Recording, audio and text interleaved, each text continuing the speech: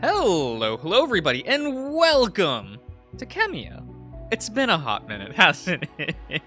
It's been a long time since I have recorded Khemia, but we're here with the new version of the game.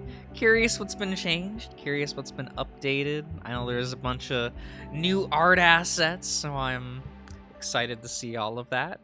And I don't know, don't think there should be a long preamble. So I guess we'll just get started. Oh.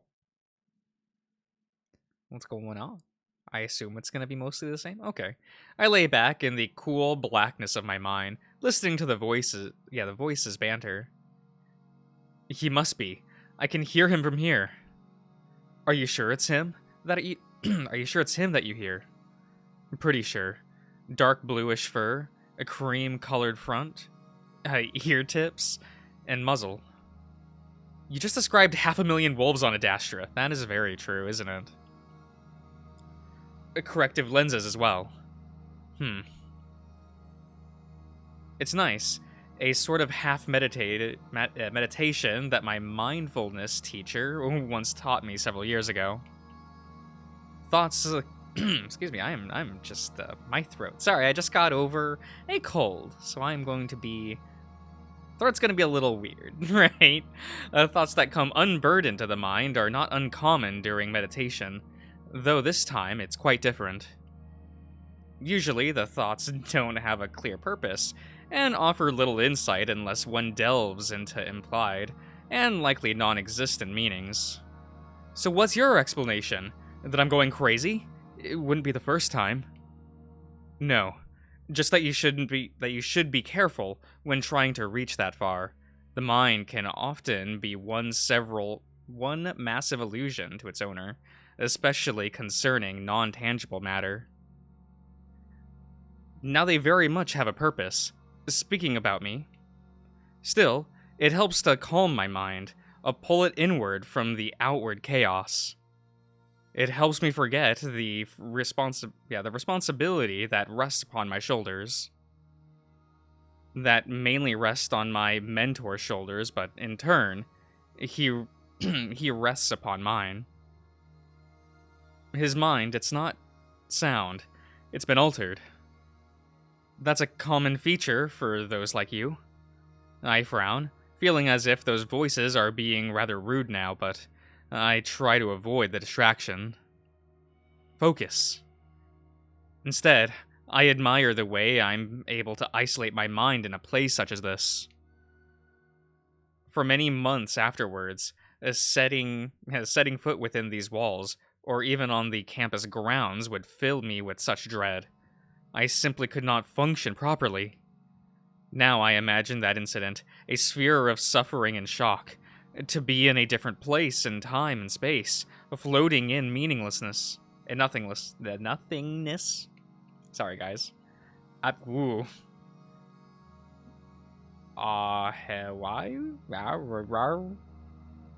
doing it.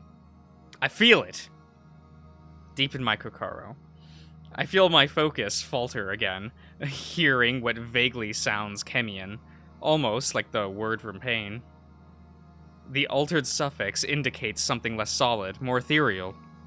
See? He can hear me. Do not alert him to our presence. So now you believe me. Besides, he is already alert. He's just ignoring us. Like I said, he's gifted. But fine, you can relax, I'll stop. Focus. I instead ponder on why my mind might be thinking of pain, and then imaginary, visceral, and vivid flashes through my mind's eye.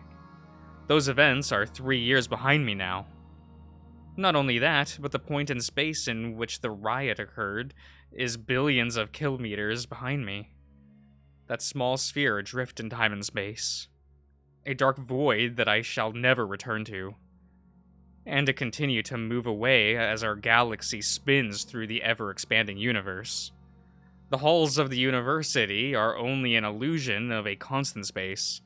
Rather, We are at a different point in the universe, every moment we exist, whether that be at home, school, or a diplomatic mission to Khemia. Therefore, I am free for that moment, and that place. Now I am in a clean space, and that's true for every moment I exist.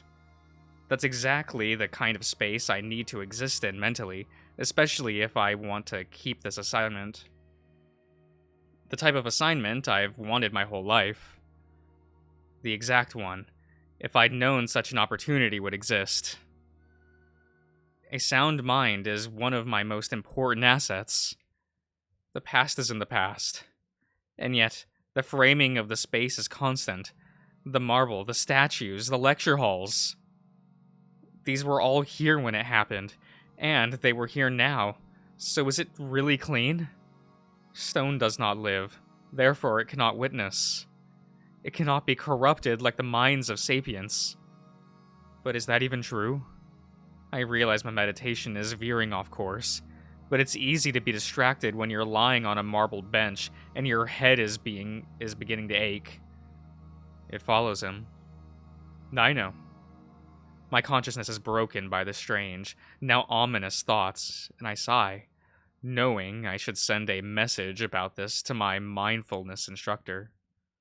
But I won't, because my mission is far too close now, and I doubt uncontrolled thoughts will look good in any briefing to my superiors. I begin the process of grounding, rubbing my paws over the cool, polished marble. Have these marble benches and pillars, the facade of this building, witnessed and absorbed the lives that spoke and moved around them before now? If so, then simply distracting myself from a point in time is useless, as the object most important to that event continue to exist nearby. The idea of buildings possessing a character or consciousness, a conscience, isn't my own. I didn't look at that word and immediately think conscience. You can't do this to me, guys. I would never. I would never. Over a year ago, my instructor in architecture, excuse me, had said that long-lasting structures assume identities more distinct than the people who built them, especially as time. We witnessed it. We saw you bleed because of them. Oh, hey. This place is a little bit on the familiar side. I open my eyes, my fur bristling and my breath hitching before I hold it. Listening, but all I hear are maybe leaves blowing by the wind outside, an echo of what the voice had sounded like. I'm distracted by that voice, much different from the first two I had been hearing. More worryingly, the thought that had been so loud and clear, I thought it had to have been spoken by someone until I opened my eyes and found the room empty. In fact, I pinpointed to the statue right in front of me, the one of the spy Antonia? I don't know, man. Crouching on her podium. A strange, dark feeling enters my mind as I frown, staring at it. I had certainly heard something from that direction, like a whisper, and though I try to prevent it, my mind wanders to a pup-like state. There is no question that this university is filled with what is this word? Unamalgamated. God, what is this? Why are we using a word like this? This is long. I can't pronounce it. It's unfortunate. Spirits. And even in the bright morning light that pours through the windows, Antonia appears eerie to me. Her most famous deed was being an asymptomatic carrier of Lucian fever. Okay. While a prisoner on Khemia, the outbreak killing hundreds of thousands, a death toll worse for the jackals than any of the battles waged during the war. Lit! If any statue is haunted, it is likely hers. And as I move to sit up, she seems to follow me with her gaze. Not just her eyes, but her head as well. And it's so distinct that I have to... Skibioi! Oh, gods! I leap into the air, stumbling away from the sudden voice and movement. Veteris! Why do you shout? Why do I shout? I consider this to be a perfectly reasonable volume. I suppose my advancement in age only continues, and you must learn to live with it. I rub my chest, looking over the statue as the strange dark figure slowly dissipates. Is this the same sprite that he had? Pretty sure this is like the same. Maybe it's different. His design seems pretty similar though, so I'm not noticing too much difference is what I'm saying, right?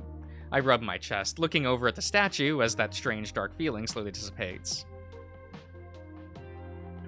Oh, maybe this is different. I don't know. You'll all tell me in the comments, right?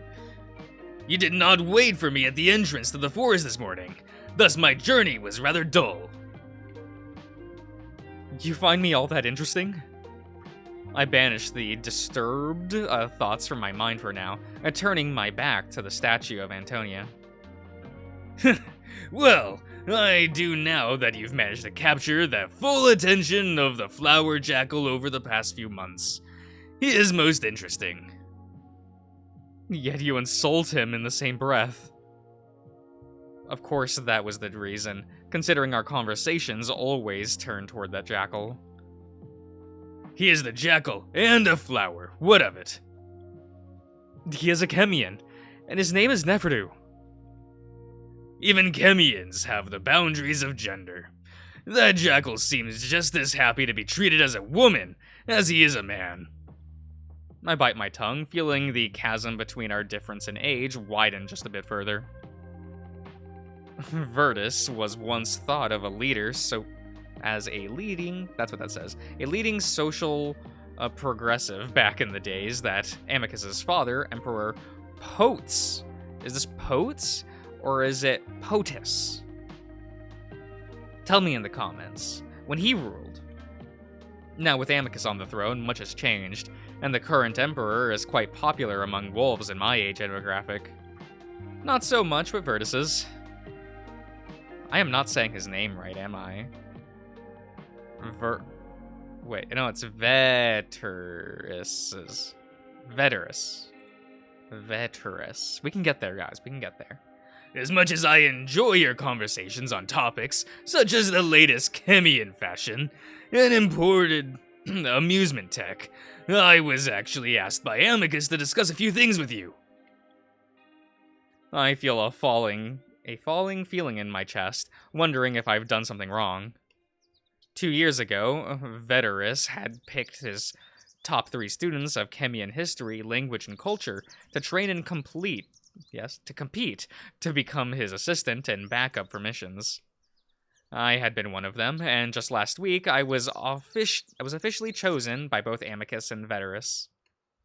This despite the fact that I was solidly middling between the other 2 students in the academic marks.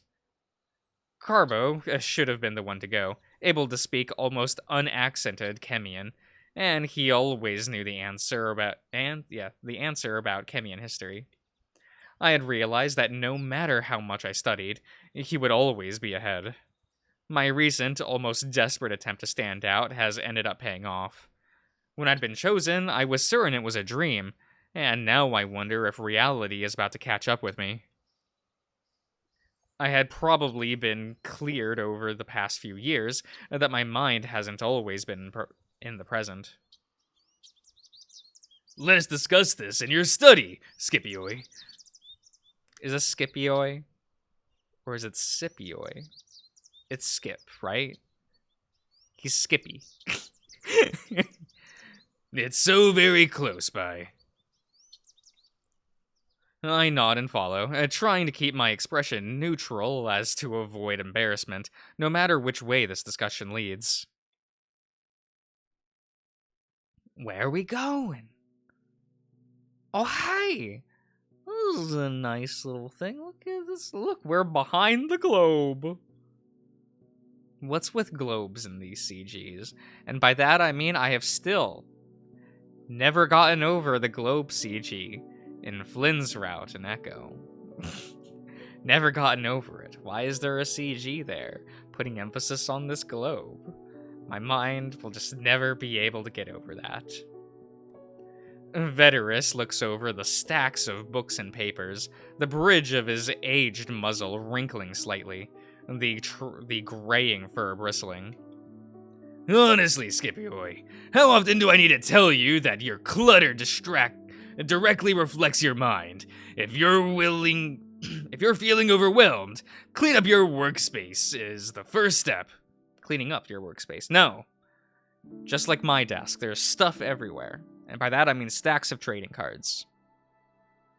I wince, and I can't stop the blush from spreading across my own muzzle. We are very different in this regard as well. I've been to Veteris' residence on a handful of occasions, and while his study was indeed clean, the rest of it was not. Maybe it's a representation of the one aspect of his life that he has in order, having abandoned his personal life before becoming an instructor. My study, which often doubles as my sleeping quarters, often being selected 2 years previously, is one usually reserved for assistant instructors. And it's a bit more than cluttered. And must you always light incense? At least pick a different scent then. Oliban. It reminds me of my grandmother. I hadn't been expecting that comment, and being caught completely off guard, I stumble for words. But I'm saved from having to make up a reason by the Imperial computer assistant. Good day, Scipio. Would you like your usual brunch? No thanks. Yes, bring it! You need to begin taking care of yourself more now that you're going to be a diplomat. And that involves eating regularly. Despite Veteris's sounding strangely like my mother for a moment, it immediately sets me at ease, and knowing he wouldn't say that if I were being dropped for the mission. And as I see a drone descend from the ceiling with bread and sauce, I feel my appetite return. Oh, I love bread. Now, do you know why you were picked to accompany the mission? Because we're insane. I try to think of a reason that won't make me sound too egotistical. My knowledge of Khemia, especially the young culture there. Veteris waves his paw. Oh, please. Khemian youth culture. Veteris says the word with twice the enthusiasm and half the speed as the others. Does not matter. Besides, Carbo knows more than you. I blush even though it's a completely true and fair statement. Well, the only other reason that comes to mind might be my relationship with Neferu. And Brunus. You cultivated casual Khemian friendships with them with very little effort. Of course. I did know that forming some type of relationship with the actual Khemians we have here was important. Over the past year, I made time to speak to them after each of our meetings, making sure to casually greet them and engage in causerie? Causerie? Is that a real word? It probably is. I don't know what causerie is, though. Which I knew Veteris and Amicus took notice of. While Carbo usually has his nose in a book, I was talking to real Khemians in a casual and friendly way. I wouldn't say that I know them as well as the few wolves I've considered my friends over the years, but I needed some type of advantage over Carbo. I had felt bad at the time, remembering his expression of confusion and disbelief as he left the Imperial Palace after being dismissed from his current duties. But really, I know his future as a prestigious scholar is almost guaranteed, and at the very least, the stresses of this mission are now over for him. Now it seems like I need to focus even more on interacting with these Khemians, and it only makes sense considering the main mission is to expand Adastra's relationship with Khemia. Where did you learn to do that, by the way? You talk to people? Make conversation. It go well. It's that easy. Veteris eyes me curiously as I arrange the plate among these scatterings of books and Khemian tech. I mean, it's not difficult, you simply... It is very difficult for a wolf. Casual friendships only create opportunity for casual betrayals. However... He glances at me from under his bushy brows. It provides opportunity for casual gatherings of intelligence as well. I feel my stomach turn again, despite knowing this would be part of my assignment as a diplomat. It doesn't mean I'm eager to do it. Still, the topic hadn't even really come up, and with the departure date apparently nearing faster than expected, I had hoped that I would somehow be exempt. You want me to spy? I say it evenly, in a way I hope doesn't betray the hesitance and lack of confidence I feel. Amicus would simply like for you to keep an eye out on them. As we know by now, Khemian bluntness is a myth. We can never be sure of their true intentions. While the feelings of friendliness I have toward the Khemians are genuine, I remind myself that I did become their friend with the main purpose of personal gain, along with the knowledge that I would be reporting anything of importance they said. I must admit that academia is my strong point. Oh, sorry.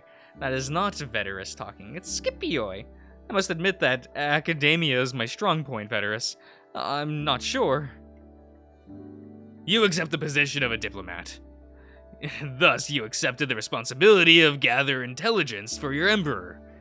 It is part of your many responsibilities now. Of course, teacher. But where do I start? I'm not trained in espionage. That's what that word is. Shouldn't there be more time for me to train for such a thing? Don't ask me. I'm simply a part-time teacher and full-time advisor to the Emperor on Khemian politics and culture. He only wanted me to prepare you mentally. It feels like a completely different discipline. Veteris waves his paw again. The reason you are not formally trained in spying is because this type of spying is merely information gathering. Through individual relationships and larger networks. That makes me feel a bit better. I see. As far as I know, the real spies, who I imagine are being trained now, though again, I wouldn't know, come along once regular relationships have been established. In the meantime, this casual espionage will do, keeping your enemies close, as they say, and no. I'm not saying they're enemies personally, but you understand. I think as I chew on the bread slowly, the tangy sauce reminding me of how hungry I am. Do you feel you're up to the task? A target like Neferu should be a lucrative one. Look at this lad. Look at this smiley boy. You just want to, grab his muzzle. Dope. You're too happy at the moment. Just chomp. Just grab that muzzle. I smile. Of course, I did accept the position. Like you said. However, Neferu was smarter than he'd have you believe. I doubt he'll give away anything important. No. That jackal's head is full of sand.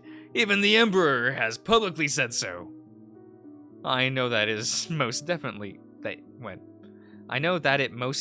isn't. That is what that says. But I suppose that's why I'm the one who's meant to spy on him. And Brunus is even more guarded. He's a trained negotiator and seasoned diplomat. Veteris laughs at me. With his informal and crass nature, nah, I doubt it. But remember, Neferu is the main target. Now I have to stop myself from laughing at my own mentor. Have you not considered that they are planting them so as to spy on us? That gives my teacher pause, then he shrugs. If they are, then there are some serious issues in the uppermost echelons of Khemian power. Besides, everyone knows the Pharaoh sent him here as a form of punishment. I mean, he hates his son as much as he sets him up to live in the same palace with a general from his last war. A general that would unsurprisingly kick his balls into orbit. I sigh, feeling sorry for the jackal like I always do when I remember that event, immortalized by drone footage. A reminder that your meeting with the Emperor begins in approximately 10 minutes. Please be present and ready in Lecture Hall 1. Veteris watches me as I eat the rest of the loaf of bread quickly.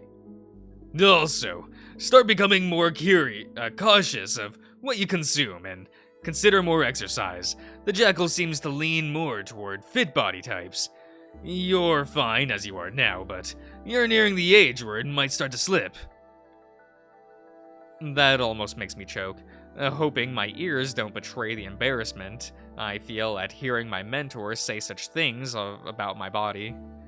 Especially considering he was the one to insist that I eat it in the first place. It's fine. It's fine. Oh, okay. Alright guys, I'm gonna end the part here. So I hope you have all enjoyed, and I'll see you guys around.